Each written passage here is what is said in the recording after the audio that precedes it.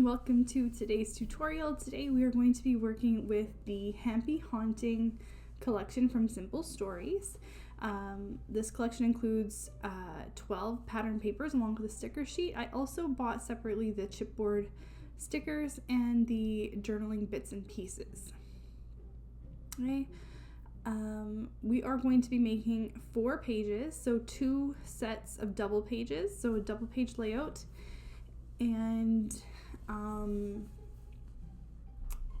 this collection was really unique as far as Halloween collections go because it has like a really feminine nature to it. I find like that they incorporate flowers and it's a little bit more cute and feminine and not so much scary and spooky.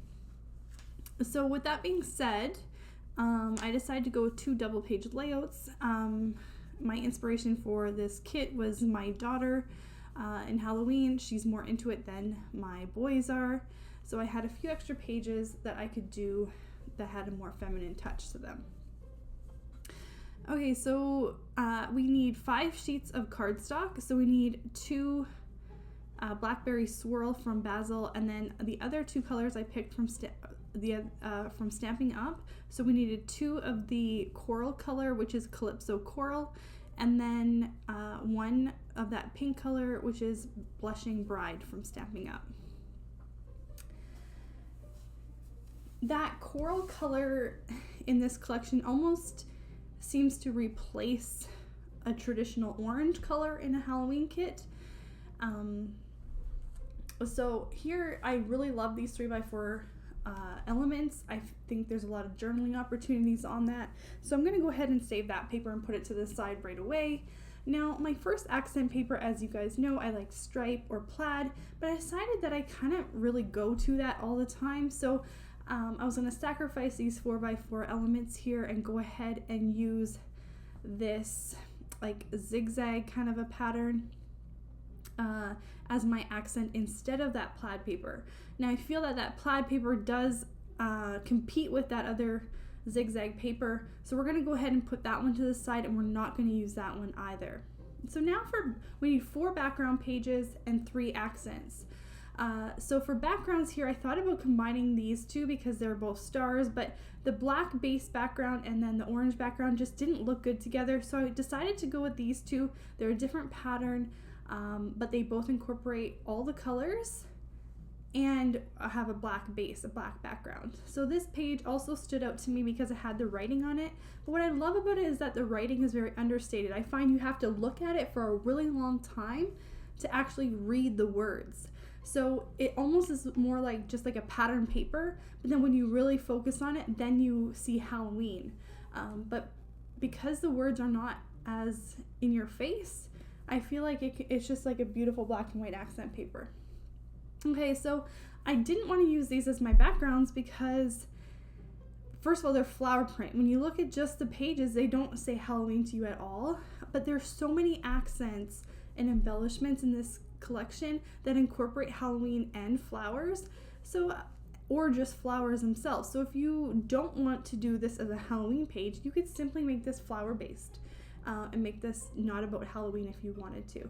So I'm going to go ahead with these as my second set of background pages. Even though they are a different base color on the background, I feel like the black flowers really make these 2 different colored papers tie well together. So we're going to go with that as our page 3 and 4, and with the black backgrounds as our page 1 and 2. Now I need one more final background paper.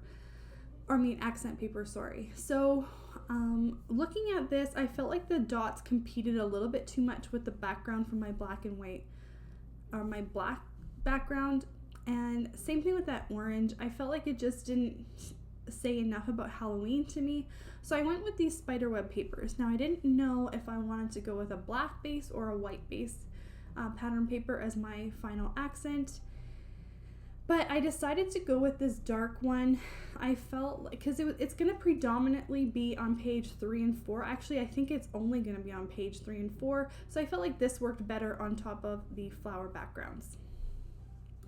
We have cutting diagrams in my tutorial videos, and I just kind of want to let you know how to read them. So there's the number in top in inches, and that's going to be the size that we're going to cut that cut piece into. And there's a number below it in a circle. So a lot of the times we're making 4 pages or 6 pages when we're using these cutting diagrams, and all these cut pieces can sort of get very disorganized. So that number inside of the circle there represents a pile that you're going to put that cut piece into. So for a 4-page tutorial, we're going to make 4 piles, and for a 6-page tutorial, we're going to make 6 piles. So the numbers are going to be either 1 through 4 or 1 through 6. So page 1 is going to have all the cut pieces that have a circle with the number 1 inside, and so on for the 4 or 6 pages. Now we are going to take 4 out of the 5 pieces of our cardstock, and we are going to cut 1 inch in, 1 inch from the top, and 1 inch from the bottom, and we're going to make a straight line on all 4 sides of each of these pieces of cardstock. What we're basically doing is cutting a 10 by 10 inch square out of the center of this piece of cardstock. The border is going to be put into our pile, and the center, the 10 by 10 inch center, is going to be put to the side, and we're going to be cutting it with another cutting diagram as soon as we're done cutting out all of these squares. So as you can see here, my 10 by 10 inch square there was a little bit chewed up from the cutting blade, so this is usually my cue that I need to replace the blade on my cutter. So I usually have to replace it once or twice a year, so I like to keep a spare set in the cupboard for when I need it. So here I'm just putting on my new blade. I take that little plastic covering that covers the blade off of my new one. I always put it on my old one, and then I dispose of it in the garbage.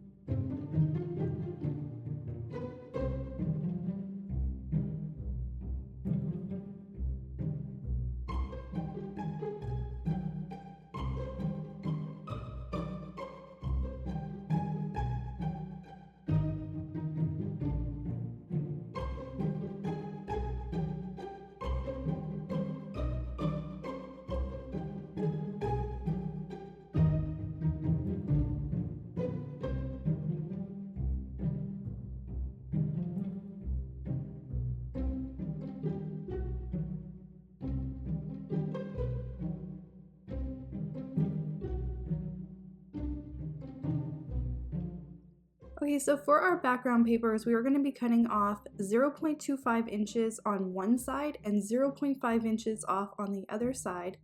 The reason why we're offsetting it is because we want the insides of our double layouts to be touching the edges so that they look like they're connected.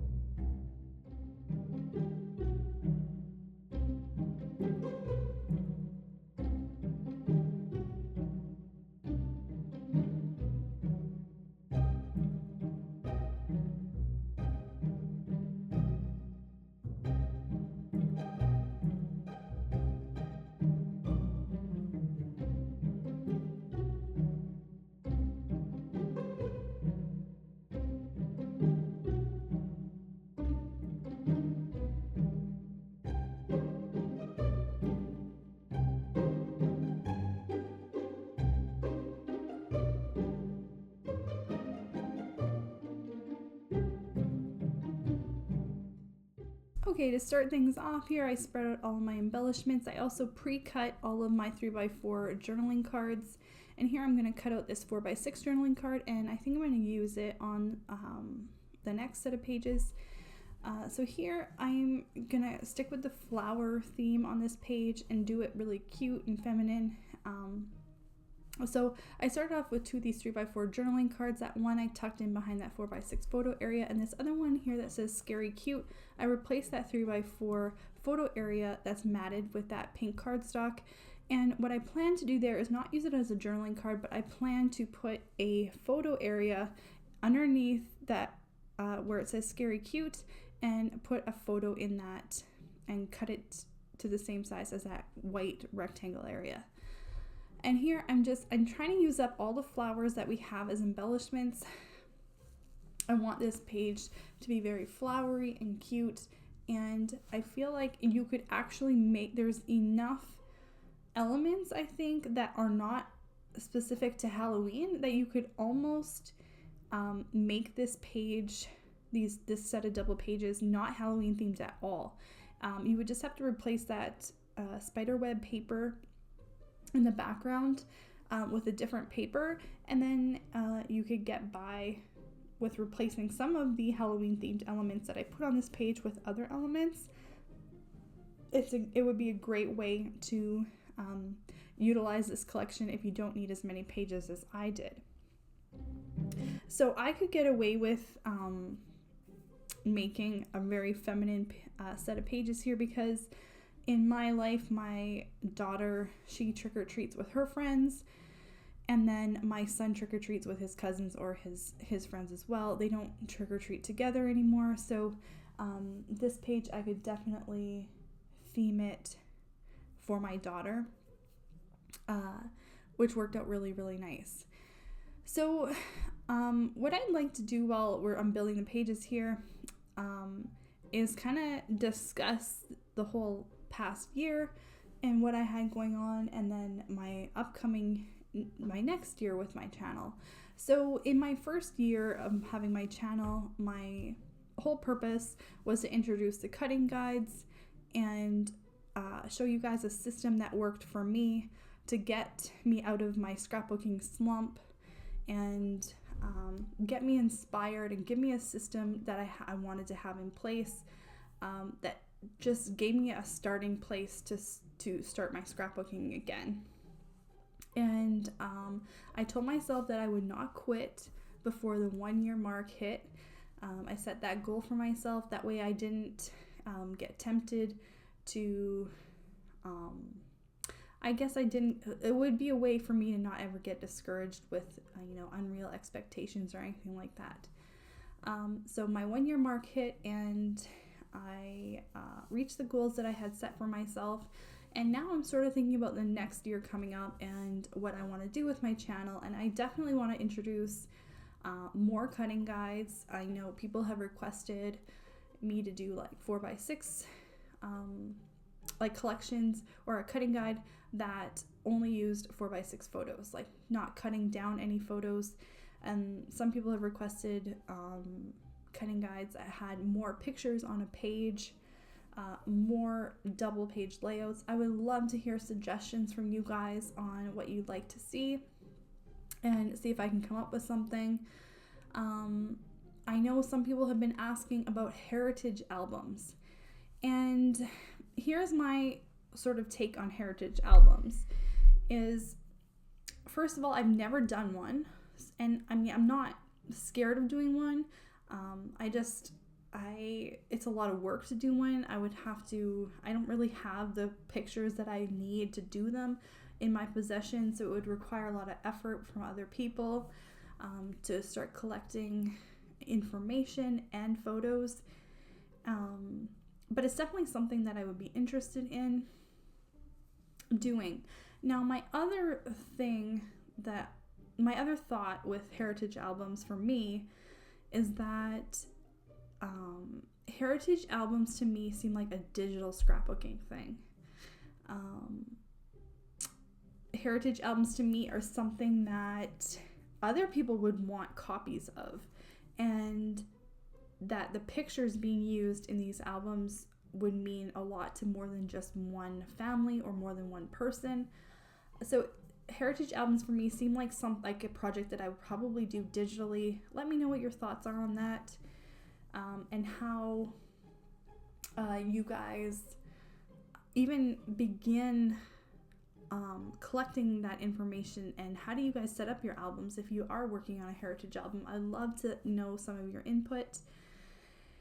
And another thing I want to talk about is, like, do you guys love watching my channel because of the cutting guides themselves, or do you guys want some other information as well? Like, I could definitely do videos about how I organize my family albums, or how I organize my trip albums, or how I structure and plan out, various albums that I do. I can definitely do a video about that.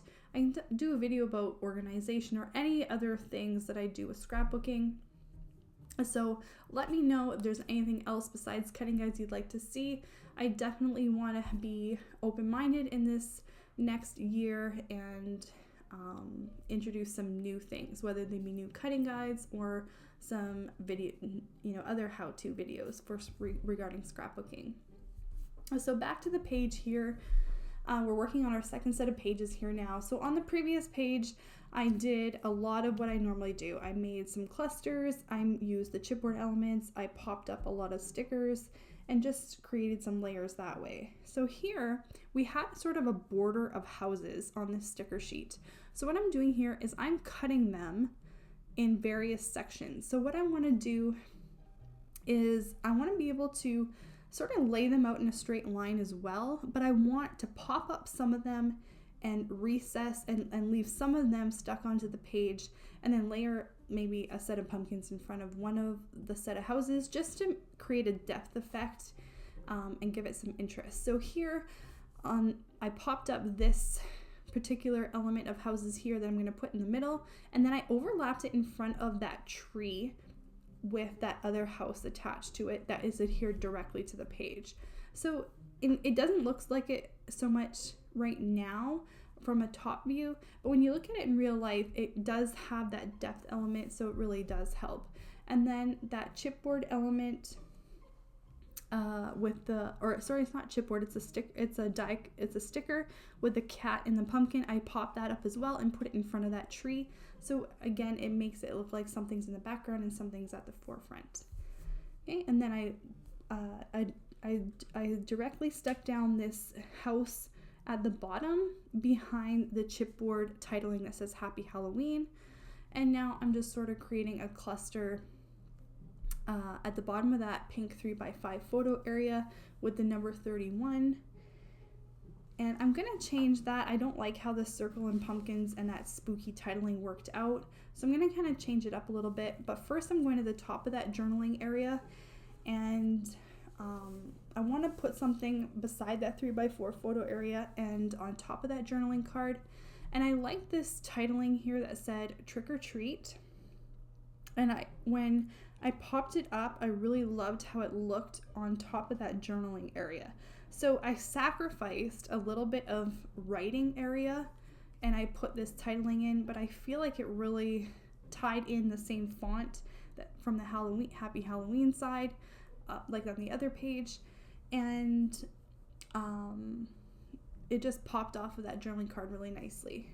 So then I took this little journaling piece and I layered it behind that chipboard number that says 31, and then I finished off that cluster with this little strip title that says Trick or Treat Time. And then I put down a tag and I tucked it behind that journaling card, and I'm going to layer on top of it with a few more elements. Okay, and then I felt like that the top of that 3x4 photo area could have used a little bit more, so I popped up this titling that says Happy Halloween, and I put this smaller element that says Spooky that's orange. It incorporates that same sort of color. It's not actually orange. I keep calling it orange, but it's actually that coral color. So that spooky titling is that coral color, and I layered it on top of the tag. And then I also popped up this bat and kind of curled the wings up a little bit. Okay, so I wanted one more layer with this Happy Halloween cluster. So I popped up this Rest in Peace tombstone and put it in front of the house as well. So I would love more input on what you'd like to see in upcoming videos. I'd love some new ideas, and hopefully we will talk soon. Hope everyone had a great Halloween yesterday, and we will see you next Friday with a new video.